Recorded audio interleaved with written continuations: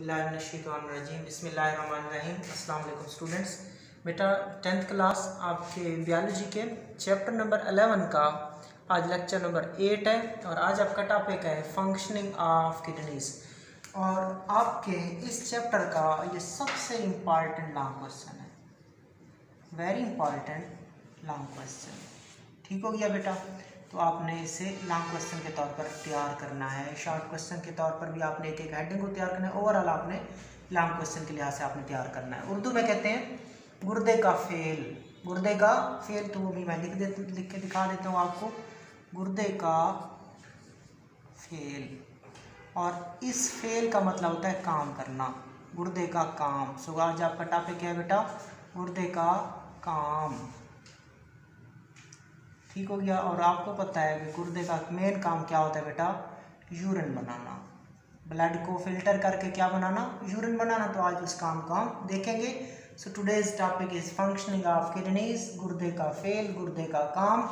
The main function of the kidney is urine formation. आ गया है, the main function of the kidney is urine formation. गुर्दे का सबसे अहम काम क्या होता है बेटा? यूरिन फॉर्मेशन होता है। गुर्दे का सबसे अहम काम यूरिन बनाना होता है, which take place in 3 steps है। और यूरिन कितने स्टेप्स, यूरिन जो बनने का अमल है कितने स्टेप में मुकम्मल होता है बेटा? 3 स्टेप में मुकम्मल होता है। तो आपने फिलहाल 2 बातें सीखी मेरा बेटा। एक आपने सीखी है कि गुर्दे का मेन काम यूरिन फॉर्मेशन है, और यूरिन फॉर्मेशन कितने स्टेप में है? 3 स्टेप में मुकम्मल। ठीक हो गया? तो उन स्टेप्स को देखते हैं। सबसे पहला स्टेप हम पढ़ेंगे pressure filtration. The first step of the urine formation is pressure filtration. नाम से ज़ाहिर है फिल्ट्रेशन होगी, और दूसरा किसके ज़रिए होगी? प्रेशर की वजह से होगी। और प्रेशर किसका होगा? ब्लड का प्रेशर होगा। So the first step is pressure filtration. When blood enter the kidney via the renal artery, it goes to many arteriole and then to the glomerulus. जब खून गुर्दे में दाखिल होता है रीनल आर्टरी के ज़रिए, याद रखना बेटा, जो गुर्दे की तरफ आर्टरी जाती है उस आर्टरी को आप रीनल आर्टरी कहते हो। कि वो artery which supply oxygenated blood to the kidney is called renal artery. So when blood enter the kidney via कहते हैं ज़रिए, through, when the blood enter the kidney through the renal artery divides into arteriole, and arteriole then form network of blood capillary. That network of blood capillary is called glomerulus. ठीक हो गया बेटा? खून की नालियों के जाल को क्या कहते हैं? कैपिलरी के जाल, नालियों, कैपिलरी जो खून की नालियाँ होती हैं उसको हम क्या कहते हैं? ग्लोमेरुलस कहते हैं। Network of capillaries is also called glomerulus. The pressure of the blood is very high. Glomerulus के अंदर खून का प्रेशर क्या होता है? ज़्यादा होता है। प्रेशर खून का ज़्यादा होता है ग्लोमेरुलस में। And so most of the water, salt, glucose and urea of the blood is forced out of the glomerular capillaries.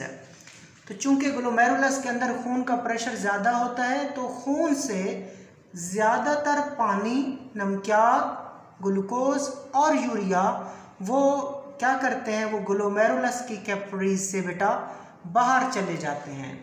और बाहर कहाँ चले जाते हैं? बोमेन कैप्सूल में चले जाते हैं। क्यों? क्योंकि ग्लोमेरुलस के गिर्द एक कप लाइक स्ट्रक्चर होती है, उसे बोमेन कैप्सूल कहते हैं। This material passes into Bowman capsule. और वो मटेरियल कहाँ चला जाता है बेटा? बोमेन कैप्सूल में चला जाता है, और उसका नाम होता है ग्लोमेरुलर फिल्ट्रेट। और उसको क्या कहते हो?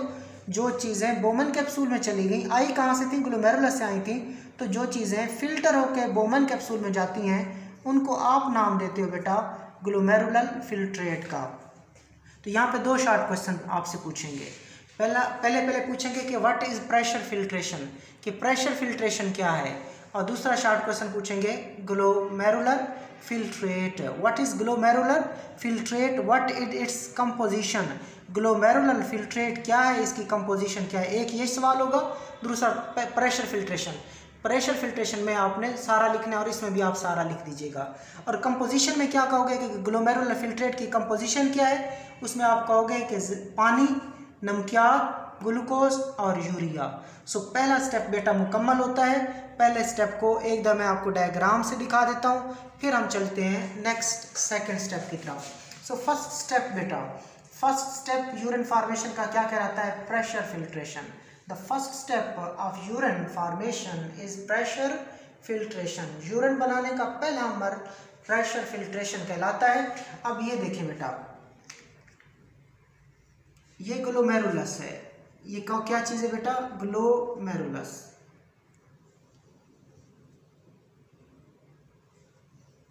ग्लोमेरुलस है, ठीक हो गया। और ये खून आया था, बेसिकली आई थी रीनल आर्टरी। रीनल आर्टरी आई थी, उससे आर्टेरियोल बने बेटा, और आर्टेरियोल से क्या बनी? कैपिलरीज बनी, और कैपिलरीज का क्या बन गया? नेटवर्क बन गया। कैपिलरी के नेटवर्क को आपने क्या क्या? ग्लोमेरुलस कहा। अब ग्लोमेरुलस के अंदर जो ब्लड मौजूद होता है बेटा, उस ब्लड का प्रेशर ज़्यादा होता है। ग्लोमेरुलस के अंदर जो खून मौजूद होता है, उस खून का प्रेशर ज़्यादा होता है। तो उसी ज़्यादा ब्लड प्रेशर की वजह से खून से ज़्यादातर पानी निकल जाता है, नमकियात निकल जाते हैं, यूरिया बेटा निकल जाता है, और ग्लूकोज निकल जाता है। और कहाँ चले जाते हैं? उस कप लाइक स्ट्रक्चर में चले जाते हैं। कप लाइक स्ट्रक्चर में चले जाते हैं। तो इस अमल को आप कहते हो प्रेशर फिल्ट्रेशन, कि प्रेशर ज़्यादा हुआ जिसकी वजह से कुछ चीज़ें क्या हो गई? फिल्टर हो गई। और कहाँ चली गई? बोमन कैप्सूल में चली गई। और जब वो चीज़ें बोमन कैप्सूल में चली गई तो उनको आपने नाम दिया ग्लोमेरुलर फिल्ट्रेट का। किसका नाम दिया आपने? ग्लोमेरुलर फिल्ट्रेट का। कौन कौन सी चीज़ें वहाँ पहुँची फिल्ट्रेट में? पानी, नमकियात, glucose and urea. So the glomerular filtrate is composed of the water, the salt, the urea and the glucose. So this is the first step which is called pressure filtration. Okay, देख लें दोबारा। The main function of the kidney is urine formation which take place in 3 steps. The first step is pressure filtration. गुर्दे का सबसे अहम काम urine बनाना है। Urine बनाने का अमल 3 मराहल में मुकम्मल होता है। सबसे पहला मरहला प्रेशर फिल्ट्रेशन है। प्रेशर फिल्ट्रेशन को देखते हैं। When blood enter the kidney via renal artery, it goes to many arteriole and then to glomerulus. कि जब खून गुर्दे के अंदर रीनल आर्टरी के जरिए दाखिल होता है तो ये बहुत सारे आर्टेरियोल में जाता है, और आर्टेरियोल से होता होता ये ग्लोमेरुलस में जाता है। The pressure of the blood is very high in the glomerulus and so most of the water, the salt, the glucose and the urea of the blood is forced out of the glomerular capillaries. जो glomerulus है वहाँ खून का pressure बहुत ज़्यादा होता है, जिसकी वजह से ज़्यादातर पानी, नमकियात, ग्लूकोज और यूरिया को ग्लोमेरुलस की कैपिलरी से बाहर निकाल दिया जाता है। This material passes into Bowman capsule. वो सारा मादा, सारा मटेरियल बोमेन कैप्सूल में चला जाता है।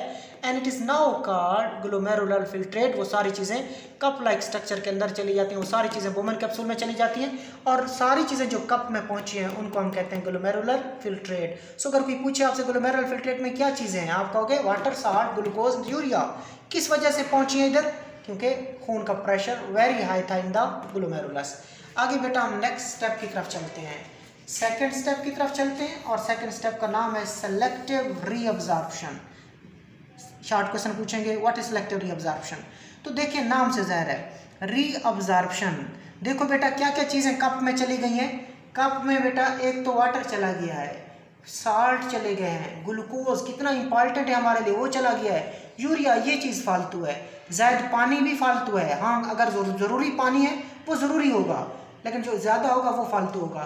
साल्ट जो ज़रूरी होते हैं, मतलब ये चीज़ें ज़रूरी हो सकती हैं और ये ज़रूरी नहीं होता। सो ये चीज़ें अच्छी भी चली गई हैं ना, तो ये भी यूरिन के ज़रिए बाहर जा सकती हैं। लिहाजा हम कुछ को रीअब्जॉर्ब नहीं करेंगे, दोबारा जज़ब नहीं करेंगे, कुछ को दोबारा जज़ब कर लेंगे।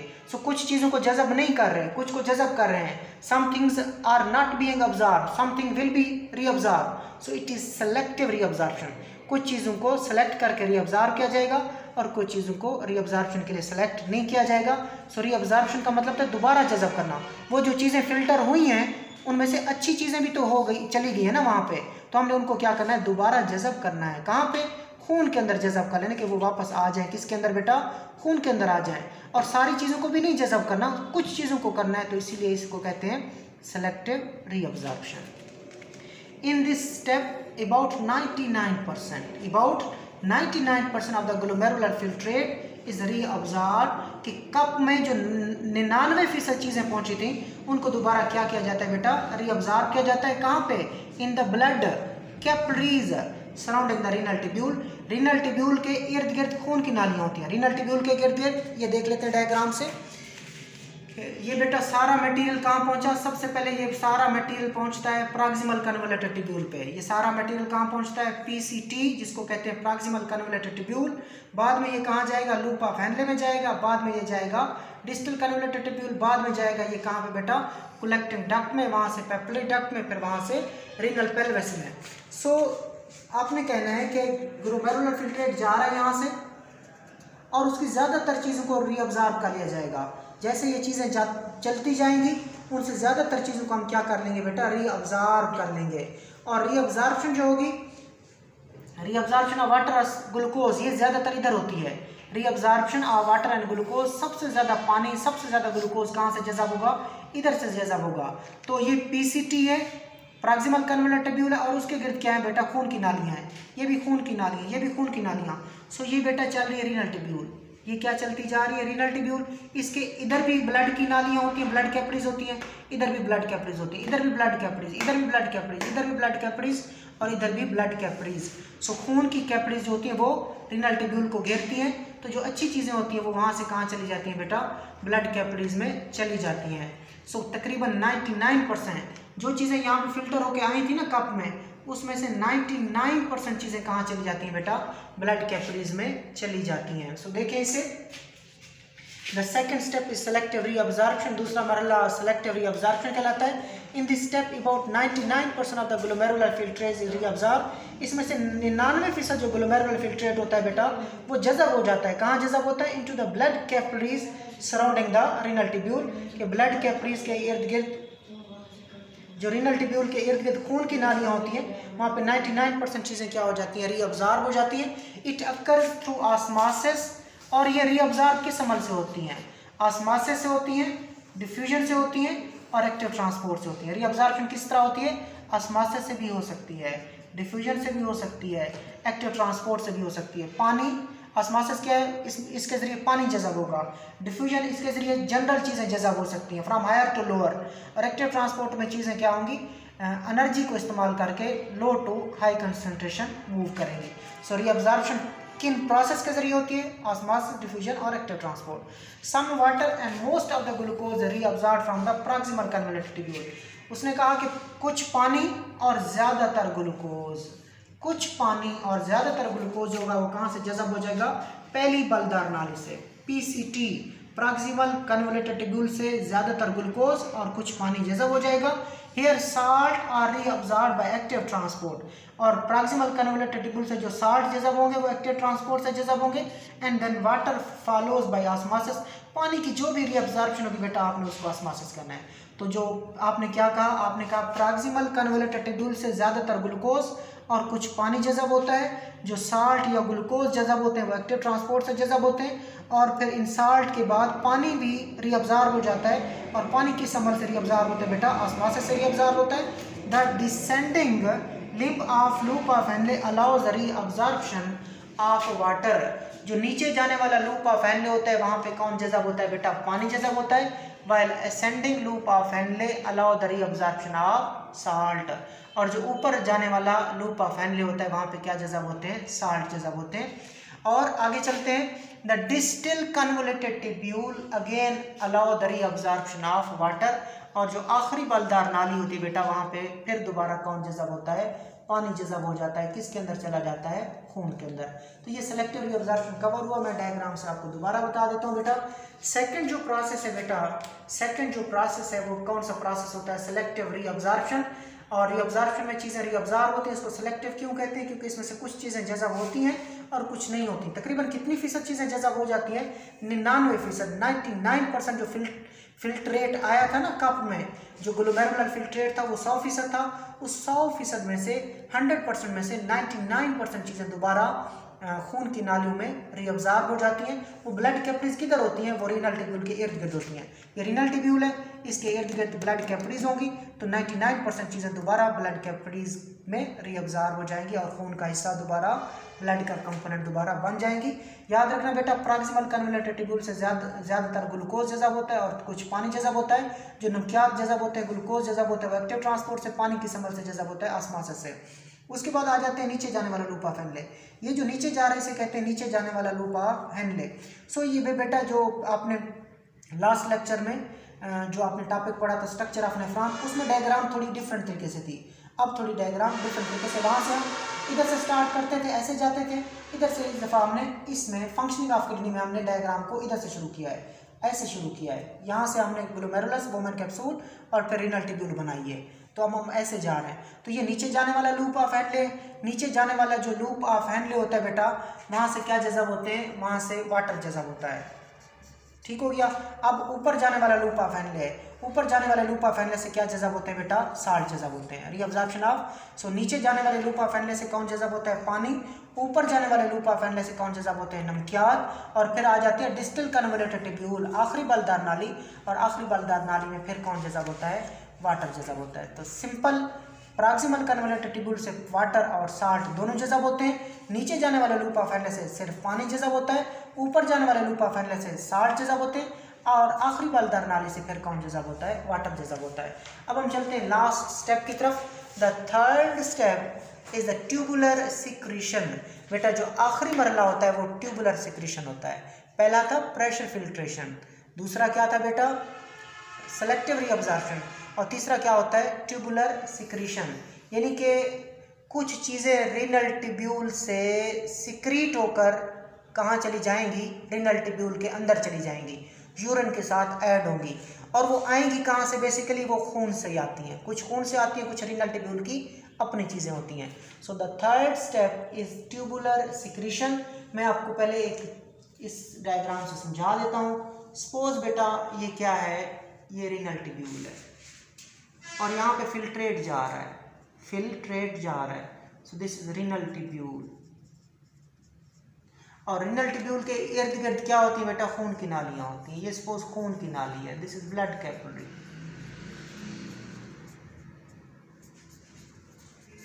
और रीअब्जॉर्प्शन ये होती है कि रीनल ट्यूब्यूल से अगर कोई चीज़ें खून में जाए ना, तो ये होती है रीअब्जॉर्प्शन, रीअब्जॉर्प्शन। रीनल ट्यूब्यूल से अगर कोई चीज़ें ब्लड कैपिलरी में जाएं, if materials move from renal tubule into the blood capillary, then this is called reabsorption. अगर कोई चीज़ें ब्लड कैपिलरी से निकलती हैं, फिर रीनल ट्यूब्यूल के सेल से निकलती हैं और कहाँ आ जाती हैं, उस फिल्ट्रेट का हिस्सा बन जाती हैं, तो इस प्रोसेस को बेटा, इस प्रोसेस को आप कहते हो सिक्रीशन। क्या कहते हो, सिक्रीशन। और कहाँ से हो रही है, ट्यूब से हो रही है। कहाँ से हो रही है, ट्यूब से। So this is called tubular secretion. That is the third step, tubular secretion. Okay, देखें इसे। The third step is tubular secretion. The different ions, the creatinine, urea, are secreted from blood into filtrate in renal tubule. तो बेटा secreted, कौन कौन सी चीज़ें secrete होती हैं, ions, creatinine waste है, यूरिया, ये सारी चीज़ें waste हैं। तो ब्लड कैपिलरी से क्या जाएंगी, आयन्स जाएंगे, क्रिटिनिन जाएगा और यूरिया जाएगा। एक यूरिया ऊपर से भी आ रहा है फिल्ट्रेशन के ज़रिए, प्रेशर फिल्ट्रेशन से वो यूरिया ऊपर से भी आ रहा है, एक्स्ट्रा वाटर भी आ रहा है, कुछ आयन्स उधर से भी आ रहे हैं, और कुछ जो आयन्स होंगे इधर से जाएंगे। क्या क्या जाएंगे बेटा, आयन्स जाएंगे, क्रिटिनिन जाएगा, और उसके बाद यूरिया ब्लड कैपिलरी से क्या हो जाएंगे, सिक्रीट हो जाएंगे, और कहाँ चले जाएंगे, रीनल ट्यूब्यूल में चले जाएंगे। इसी अमल को आप क्या कहते हो बेटा, सिक्रीशन। जबकि अगर चीज़ें यहाँ से ब्लड में जाएं तो वो रीअब्जॉर्प्शन होती है, वो अच्छी चीज़ों की होती है। जो यूज़फुल मटेरियल होते हैं वो रीअब्जॉर्ब हो जाते हैं, और जो वेस्ट मटेरियल होते हैं वो क्या होते हैं, सिक्रीट होते हैं in the renal tubule. This is done to maintain blood at normal pH. बेटा ये सिक्रीशन का अमल क्यों होता है, सिक्रीशन का अमल इसलिए होता है ताकि खून की पीएच नॉर्मल रखी जाए। और खून की पीएच भी देख लें 7.35 टू 7.45, एवरेज लें तो 7.4, अगर रेंज की बात करें 7.35 to 7.45।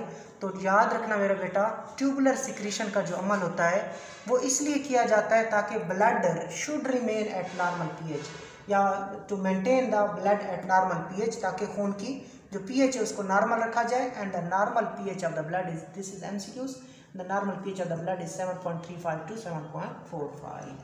After above mention steps, अब ऊपर वाले स्टेप्स हो गए, कितने स्टेप्स हो गए? 3। The filtrate present in the renal tubule is known as urine. ठीक हो गया बेटा? तो यहाँ से भी देख लें,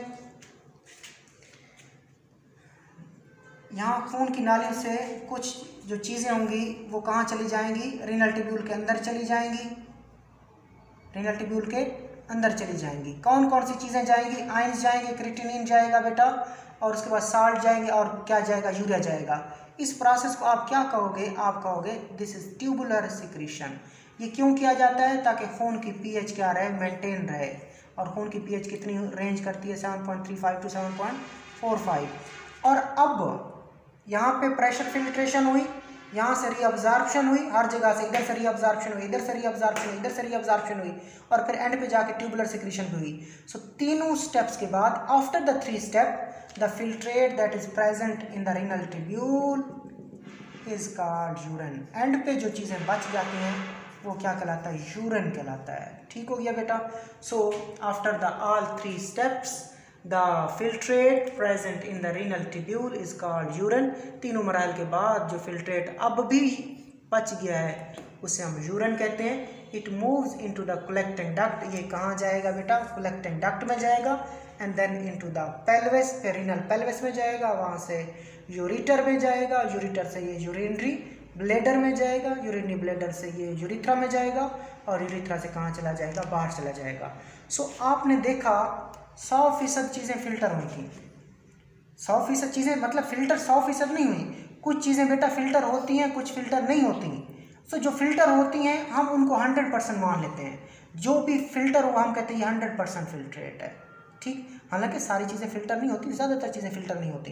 कुछ चीज़ें जो फिल्टर होती हैं हम कहते हैं ये सपोज जो फिल्टर हुई हैं ये, इसको हम कितना लेते हैं? 100%। और उस 100% में आपने कितनी चीज़ों को रीअब्जॉर्ब कर लिया? 99% चीज़ों को रीअब्जॉर्ब कर लिया। और जो चीज़ें अब्जॉर्ब नहीं हुई हैं उनको आपने क्या नाम दिया बेटा? यूरिन का। तो कितने फीसद चीज़ें रीअब्जॉर्ब नहीं हुई? 1%।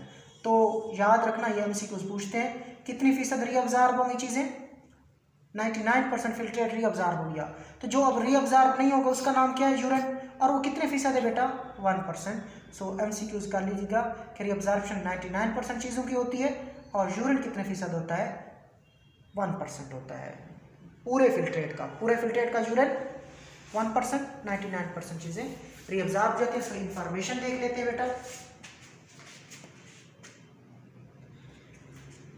Eight the final stage urine is only 1%। अभी आपको बता रहा था 99% चीज़ें तो क्या हो चुकी हैं?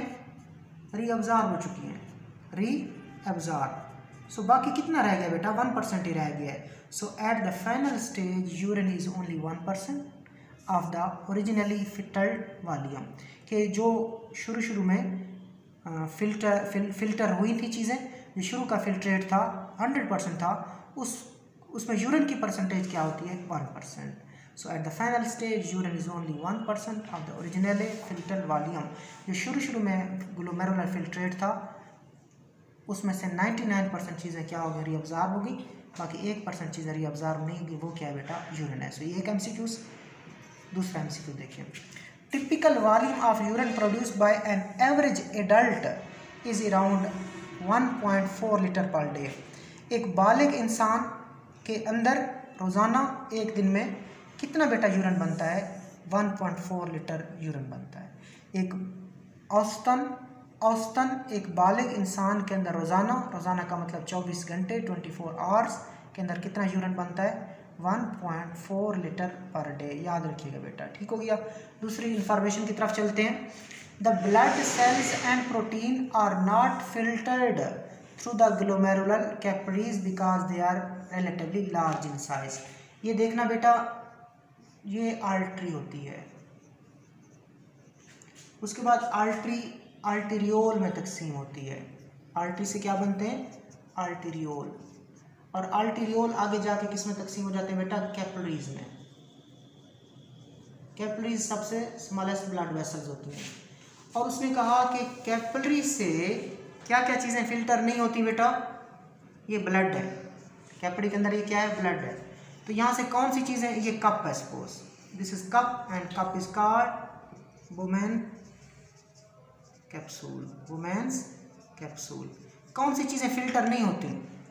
ब्लड सेल्स फिल्टर नहीं होते, ब्लड सेल्स फिल्टर नहीं होते। और कौन फिल्टर नहीं होती चीज़ें? प्रोटीन भी फिल्टर नहीं होती। क्यों फिल्टर नहीं हुए? वजह, क्योंकि इनका साइज़ क्या है बेटा? लार्ज है। ठीक हो गया।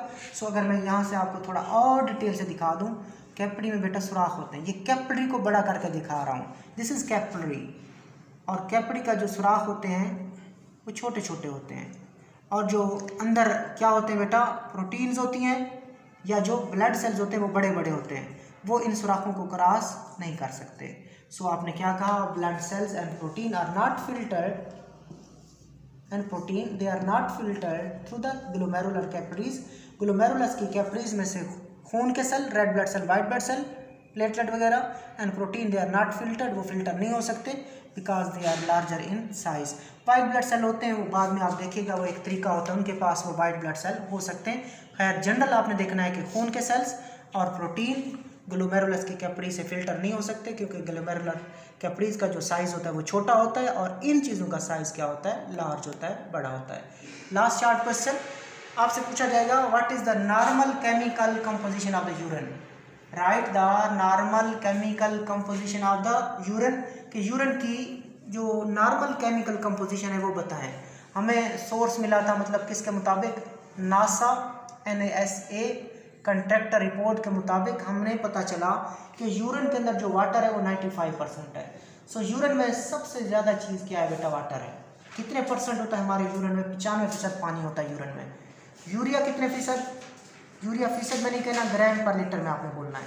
ये सारे इम्पॉर्टेंट MCQs हैं, ये सारे क्या है बेटा? इम्पॉर्टेंट MCQs हैं और बोर्ड के पेपर्स में आ चुके हैं। Water is about 95%, urea is 9.3 ग्राम पर litre, chloride ion they are 1.87 gram per liter, the sodium ions they are 1.17 gram per liter, and the potassium ion they are 0.750 gram per liter, and other ions and compounds they are variable, कम या ज़्यादा होते हैं। So this is the normal chemical composition of urine and the source is NASA contractor report। So ये बेटा आज आपका topic cover हुआ, the functioning of kidneys। अल्लाह हाफिज़।